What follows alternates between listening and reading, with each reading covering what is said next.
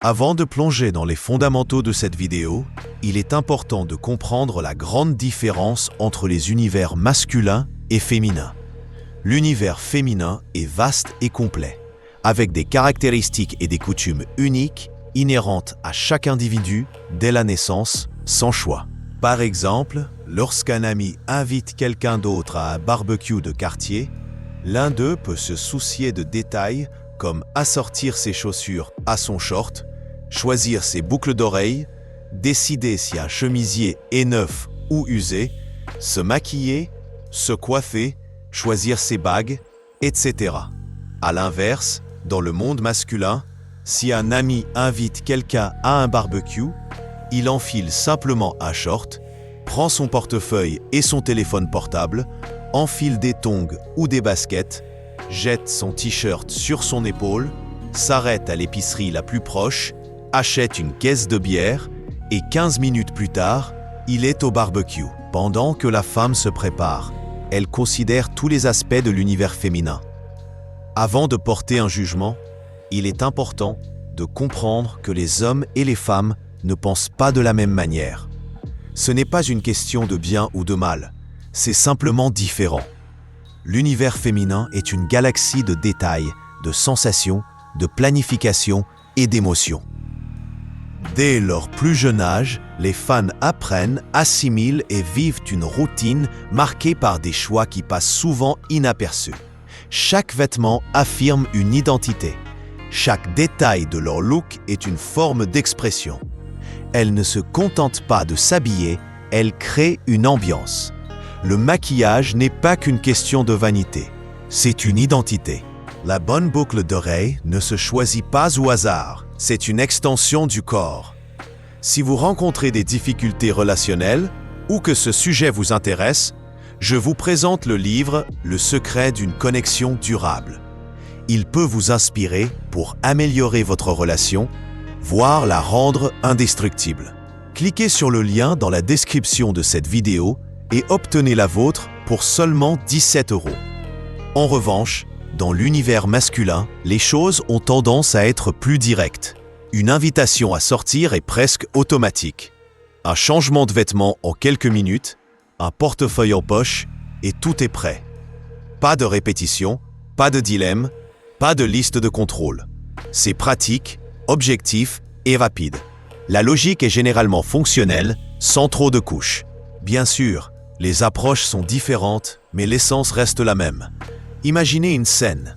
Deux amis se préparent pour une simple soirée.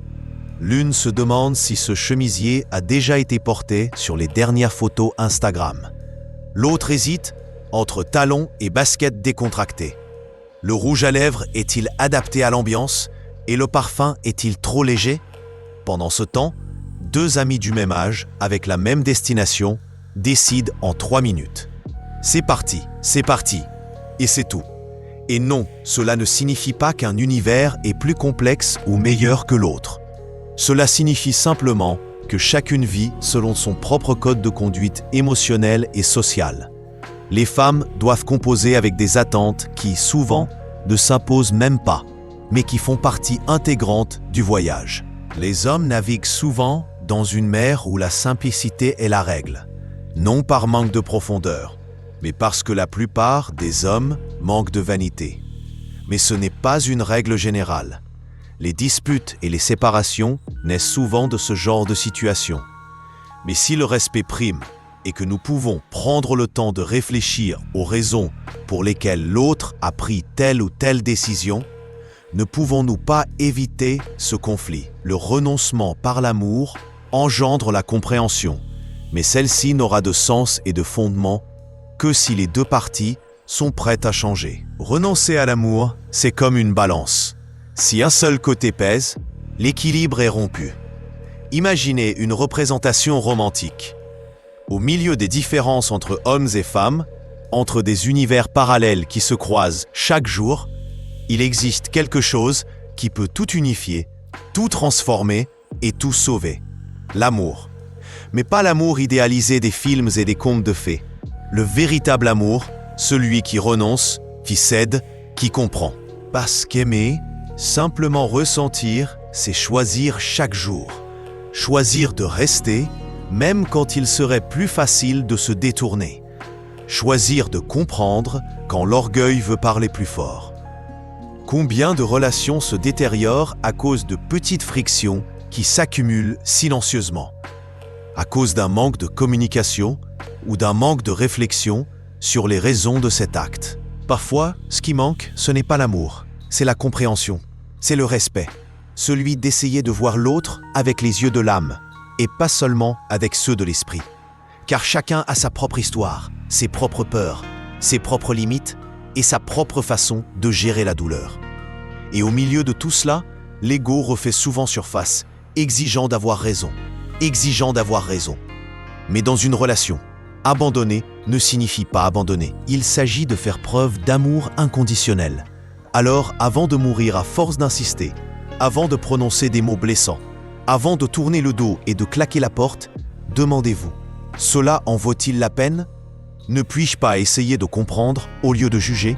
Ce combat est-il plus grand que ce que nous avons construit jusqu'à présent ? Car l'amour qui dure n'est pas celui qui n'a jamais connu de difficultés, mais celui qui est toujours partagé équitablement lorsque les deux décident de cheminer ensemble.